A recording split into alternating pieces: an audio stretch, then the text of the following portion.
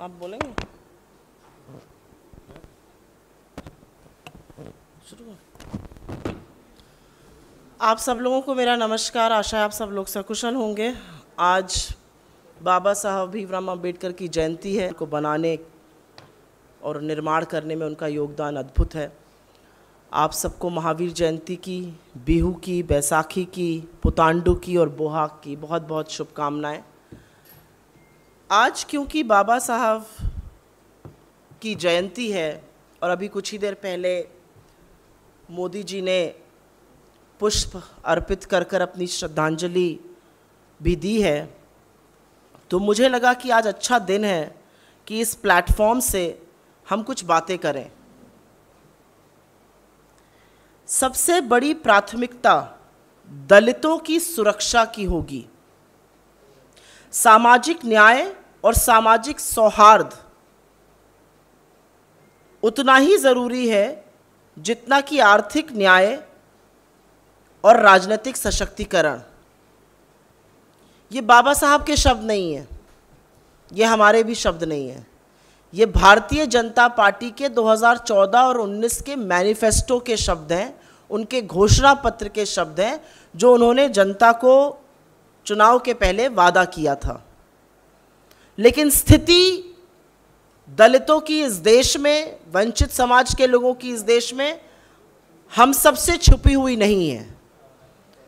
चाहे वो रोहित वेमुला हो, चाहे वो तमाम दलित महिलाएं हो जिनका बलात्कार होता है, चाहे वो पूर्व मुख्यमंत्री यड्डी जी हों जो दलितों के घर जाके होटल का खाना खाते हैं, चाहे वो मुख्यमंत्री योगी आदित्यनाथ जी हों, जब वो दलितों से मिलते हैं तो उनको पहले नहला धुला के साफ सुथरा किया जाता है।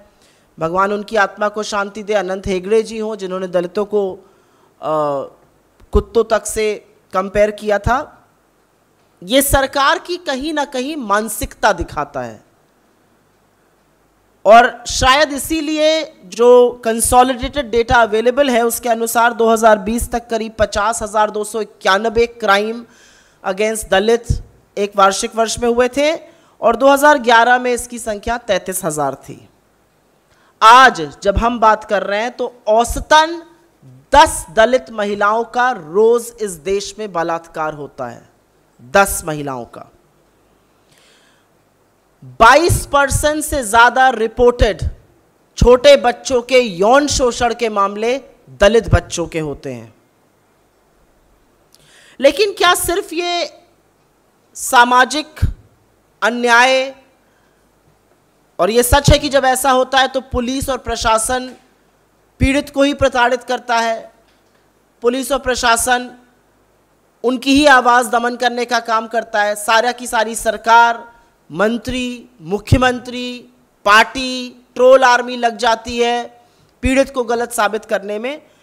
इसके अलावा अगर आप देखें तो दलितों के प्रति जो भारतीय जनता पार्टी का रवैया है वो कहीं ना कहीं उनके नीति, नियम, कानून, उनके बजट तक में प्रतिबिंबित होता है। जो परसेंटेज ऑफ टारगेटेड स्कीम्स होती हैं दलितों के लिए, शेड्यूल्ड कास्ट के लिए, टोटल सेंट्रल स्कीम और टोटल सेंट्रली स्पॉन्सर्ड स्कीम्स में से अब दलितों की टारगेट करने वाली स्कीम मात्र 4.4% हिस्सा उसका रह गया है। यह निरंतर हर साल गिरता जा रहा है। 2022 वित्तीय वर्ष में दलित औरतों के लिए 15,000 करोड़ से ज्यादा एलोकेट किए गए थे। 2023 में वो घटाकर 11,000 करोड़ से थोड़ा ज्यादा एलोकेट किए गए। तो ये एब्सोल्यूट टर्म्स में भी घटा, परसेंटेज ऑफ बजट में भी घटा।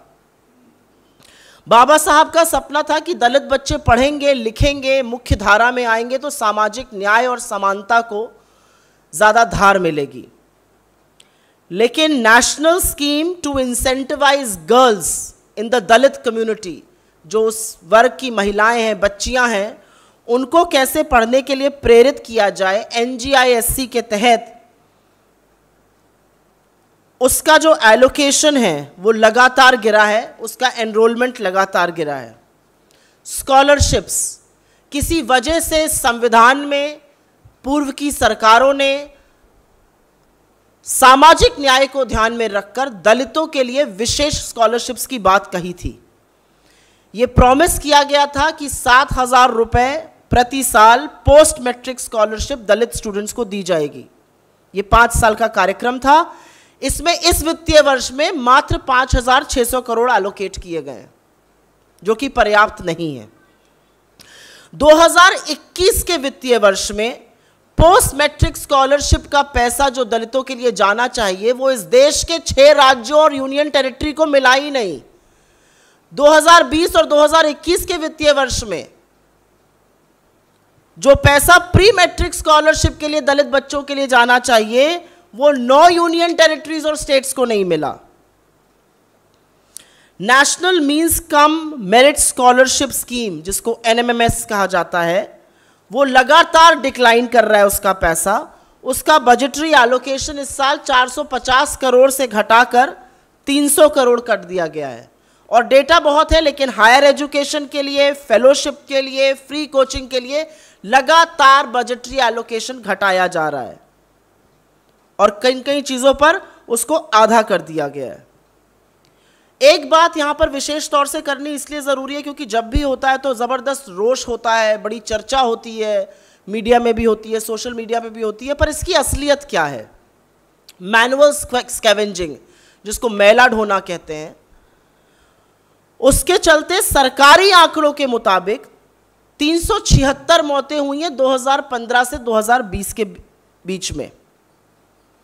लेकिन यह भी सच है कि मैला ढोना और जो सेप्टिक टैंक उतर के लोग साफ करते हैं, सरकार कहती है कि वो 2 अलग चीजें हैं। हम सबका मानना है कि वो एक ही चीज है, एक दूसरे का एक्सटेंशन है, एक दूसरे का कहीं ना कहीं पूरक है। अगर व्यक्ति मैला ढो रहा है तो वो जरूर सेप्टिक टैंक भी साफ कर रहा है। सरकार की धृष्टता है ये कि वो उसको अलग बताती है, और सरकार की उससे बड़ी धृष्टता ये है कि लोकसभा में सरेआम झूठ बोलकर कहती है कि इस देश में मैनुअल स्कैवेंजिंग से पिछले 3 सालों में एक भी मौत नहीं हुई है, पर कि सच ये है कि सेप्टिक टैंक साफ करते वक्त इस देश में 2 सालों में 161 मौतें हुई हैं।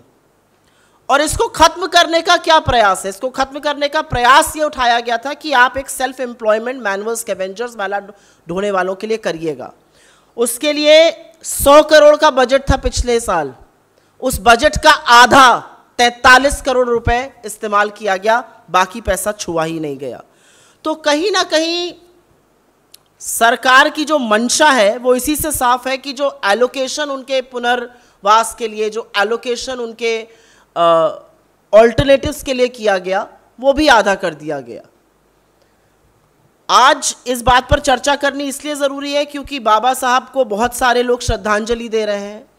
बाबा साहब को बहुत सारे लोग सामाजिक न्याय के लिए आज प्रेरणा स्रोत बता रहे हैं। बाबा साहब के संविधान की लोग बात कर रहे हैं, लेकिन उसी संविधान की धज्जियां उड़ाई जा रही हैं इस देश में। वो अपने आप में एक डिस्कशन है, लेकिन बाबा साहब का सबसे बड़ा मैसेज, बाबा साहब का सबसे बड़ा संदेश सामाजिक न्याय था।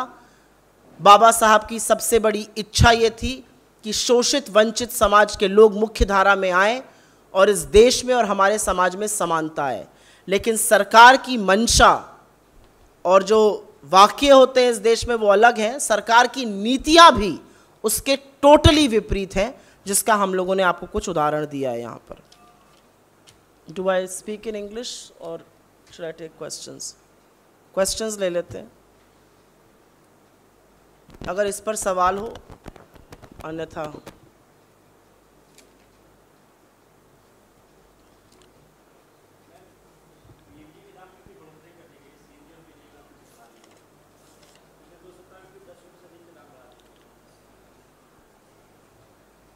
ये बैसाखी की सौगात दी है ना देश को मोदी जी ने।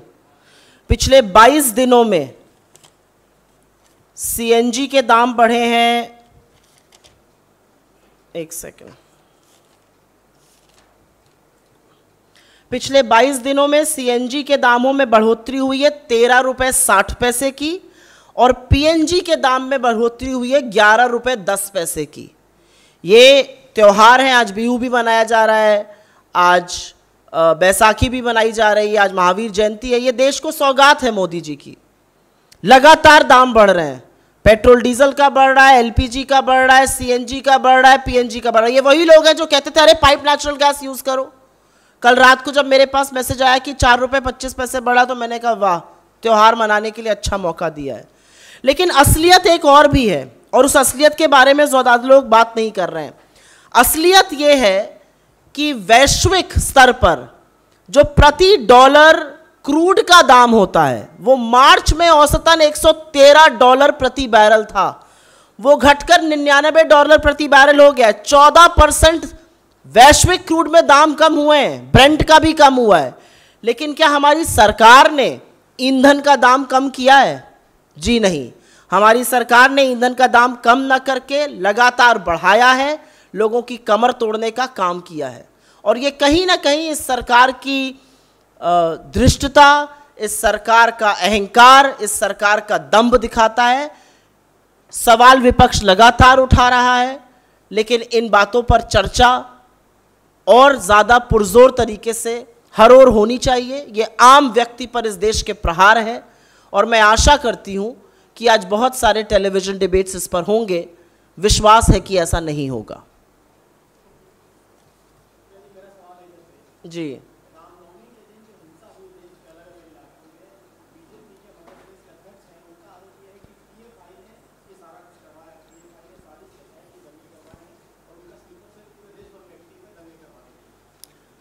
मैं शुक्रगुजार हूं कि उन्होंने ये बात कही, और हम तो डंके की चोट पर कहते हैं कि अगर कोई संस्था, पीएफआई जैसी संस्था उन्माद फैला रही है, वैमनस्यता फैला रही है, 8 साल से सत्ता में आप हैं, सेंट्रल में तमाम जगहों पर आपकी डबल इंजन की, कर्नाटक से लेके मध्य प्रदेश से लेके उत्तर प्रदेश में सरकार चल रही है, बस झुंझुना बजाइएगा पीएफआई का, करिए ना बैन पीएफआई को।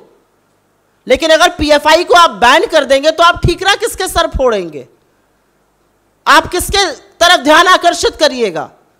सरदार पटेल ने 4 फरवरी एक्चुअली 1948 को आरएसएस को हिंसा और उन्माद फैलाने के आरोप में बैन किया था, महात्मा गांधी की हत्या के 5 दिन के अंदर। मोदी जी क्यों नहीं ऐसा कर पा रहे हैं? क्यों नहीं पीएफआई को 8 साल से बैन किया जा रहा है? और आपने अच्छा सवाल पूछा।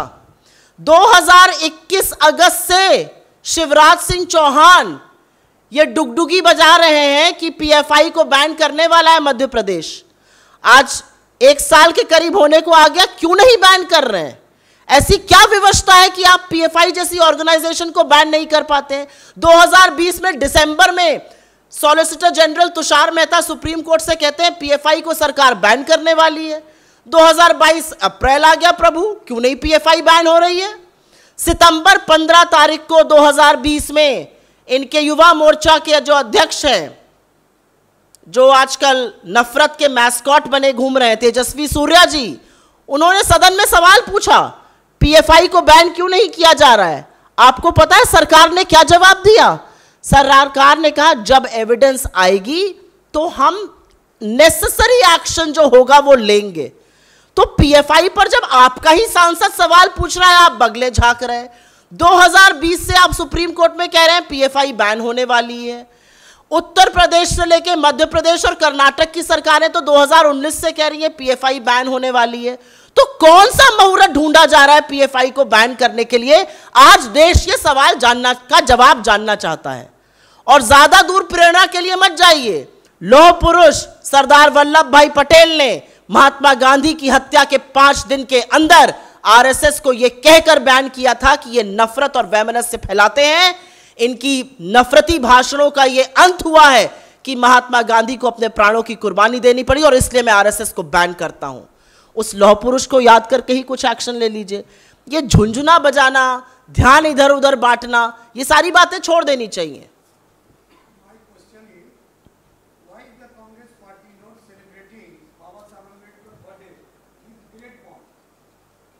It's a weird question you're asking, because each one of us has celebrated Baba Saheb Ambedkar. I'm answering your question, I'm not debating here, this is not a television debate. Each one of us has celebrated Baba Saheb Ambedkar's Jayanti all across the country. In all our district headquarters, including the place that I come from, it is being celebrated with much fanfare. And what is celebrating Baba Saheb Ambedkar's Jayanti really mean? It means that you uphold the ideals he stood for. It means you consider the constitution he made the most sacred document in this country. It means you do not suppress the voices of dissent and those of the Dalits. But that's exactly what this government is doing. So you can celebrate it with as much fanfare as you want, but the reality is that in principle and in practice, you are doing everything against what Baba Sahib stood for. I refute your argument about we not celebrating it. There was a question from the lady here. Aapka sawal.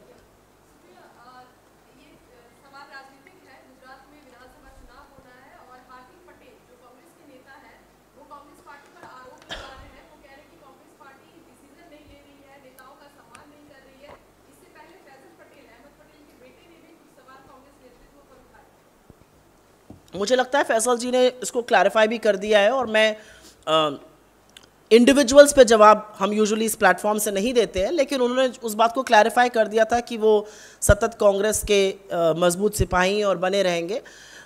Gujarat के चुनाव हैं और मुझे पूरी आशा है कि party समय रहते हुए और समय को देखकर, सारी परिस्थितियों को देखकर जो फैसला होगा वो लेगी।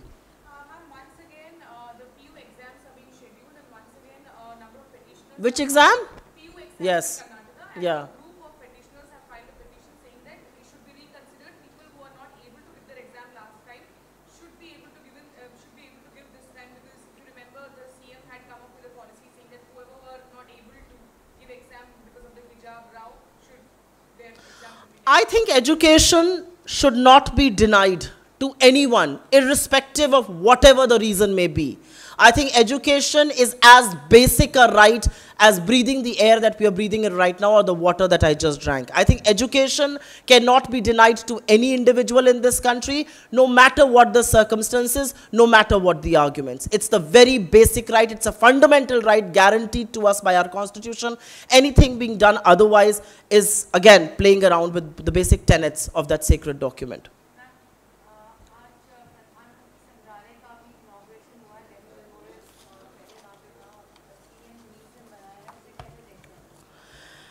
हमारा यहाँ से मानना है, और इस मंच से मैं बहुत ही पुरजोर तरीके से ये कहना चाहती हूँ कि इस देश के निर्माण में हर प्रधानमंत्री का योगदान रहा है, और ज़रूर उनका सम्मान होना चाहिए, और सम्मान होना ज़रूरी है। यह सही बात है कि जो पहले की सरकारें थी वो शिक्षा, स्वास्थ्य, सामाजिक न्याय को बुनियादी ढांचा बनाकर इतिहास लिखना चाहती थी। यह अलग बात है कि मोदी जी को लगता है कि इमारतें बनाकर, सौंदर्यीकरण करके वो इतिहास लिखेंगे, लेकिन इतिहास कभी भी इमारत और चूना और गारा नहीं लिखता है, इतिहास आपके काम लिखते हैं। मोदी जी एक बहुत बड़ा 20,000 करोड़ के खर्चे का सेंट्रल विस्ता, अपना घर, सब कुछ बना रहे हैं, और मोदी जी की ये कोशिश रहती है कि वो इतिहास वहाँ से लिखना शुरू करें जब से वो सत्ता में आए हैं, 14 मई 2014 से। लेकिन इतिहास इस देश का, हमारी संस्कृति का, हमारे समाज का उससे बहुत पहले से है, और इतिहास तो ऐसा गौरवशाली है कि जिस चीन और पाकिस्तान का नाम नहीं ले पाते हैं मोदी जी, उस पाकिस्तान के 2 टुकड़े करके विश्व का भूगोल बदलने वाली प्रधानमंत्री थी। तो मुझे ऐसा लगता है कि नया इतिहास लिखने के लिए पुराना इतिहास मिटाना नहीं पड़ता है। इतना बड़ा सेंट्रल विस्ता बना रहे थे, मुझे खुशी होती अगर उसी में वो थोड़ी सी जगह पूर्व प्रधानमंत्रियों को भी देते। हमें कोई आपत्ति नहीं है, वो जहां बनाना चाहें प्रधानमंत्री संग्रहालय बनाएं, लेकिन इतना बड़ा घर बना रहे हैं, इतना बड़ा दफ्तर बनवा रहे हैं, क्या उस उतने बड़े घर में उनके पास देश के थोड़े से पूर्व प्रधानमंत्रियों के लिए जगह नहीं है? वहां जगह नहीं है 20,000 करोड़ की इमारत में, या दिल में जगह नहीं है? ये सवाल पूछना बनता है। जी,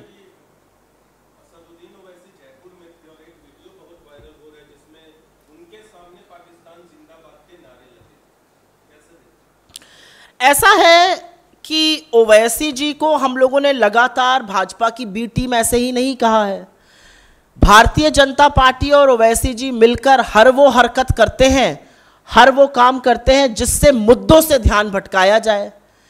13 रुपए की बढ़ोतरी सीएनजी में, 10 रुपए की बढ़ोतरी पेट्रोल में, 10 रुपए की बढ़ोतरी डीजल में, 1000 के पार एलपीजी, 11 रुपए से ऊपर पीएनजी, नींबू 300 के ऊपर बिक रहा है, इसके बारे में चर्चा नहीं होगी। फूड इन्फ्लेशन 6.5% से ऊपर है और अगले 3 तिमाही में इन्फ्लेशन 6% से ऊपर रहेगा, जो कि एक्चुअली, और ये बताना जरूरी है यहां पर, एक्चुअली जो लॉ बना है मॉनेटरी पॉलिसी फ्रेमवर्क के, उसका उल्लंघन करता है। और अब आरबीआई को लिखकर बताना पड़ेगा कि इन्फ्लेशन कैसे 6% से ऊपर 3 तिमाही में जो अनुमानित है वो हो रहा है। लेकिन क्योंकि इन मुद्दों पर चर्चा ना हो तो भारतीय जनता पार्टी वो काम करती है और उनके जो घटक दल हैं, कुछ परोक्ष और कुछ अपरोक्ष। जी,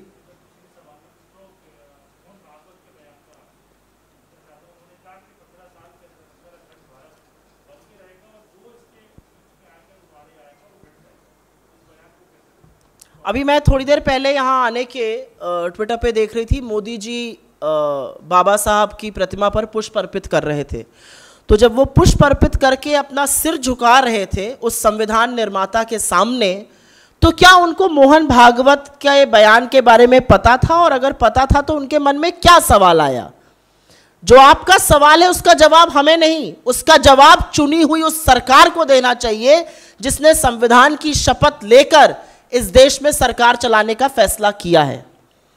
आप संविधान की हर तरह से धज्जियां उड़ाइएगा। और कौन है मोहन भागवत ये कहने के लिए? उनकी क्या कॉन्स्टिट्यूशनल अथॉरिटी है ये कहने के लिए? वो कैसे वो चुने हुए प्रतिनिधि हैं, वो प्रधानमंत्री हैं, वो गृह मंत्री हैं, वो जज हैं, वो एग्जीक्यूटिव है, वो क्या हैं? वो इस तरह की बातें कैसे कर सकते हैं? क्योंकि ये हमारे गैर संवैधानिक बातें हैं। और इसके बारे में भाजपा की सरकार का क्या कहना है ये मैं जानना चाहती हूं। उन्माद और हिंसा फैला देना से आप मुद्दों से लोगों को भटका सकते हैं लेकिन देश नहीं चला सकते हैं। और क्योंकि मोहन भागवत जी को बोलना अच्छा लगता है, मैं मोहन भागवत जी से पूछती हूं, चीन घर में घुसकर बैठा हुआ है, प्रधानमंत्री जी नाम नहीं लेते हैं, आप तो एक बार नाम लेकर दिखाइए, बताइए चीन का क्या इलाज होना चाहिए? भागवत जी, हो गया? धन्यवाद, थैंक यू, सॉरी। हाँ बोलिए।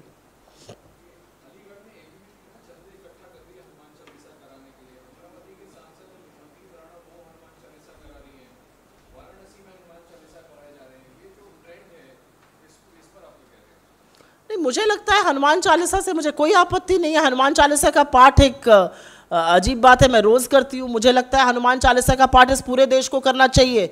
भगवान बचाइए हमें इस महंगाई से, इस बेरोजगारी से, इस आर्थिक मंदी से, इस अहंकारी सरकार से, और बचाइए सबसे पहले हमें इनकी हिंसा और इनके अनुमाद से। सब लोग हनुमान चालीसा का ये पाठ करें और इस चीज़ का भगवान से प्रार्थना करें कि हे प्रभु राम और उनके परम शिष्य हनुमान, हमें इस सरकार के जो वैमनस्य फैलाने की हरकतें हैं, जो महंगाई है, जो बेरोजगारी है, उससे ज़रूर बचाइए। हनुमान जी तो बड़ा बचाव करते हैं, मैं आशा करती हूँ हनुमान जी बचाएंगे हम सबको।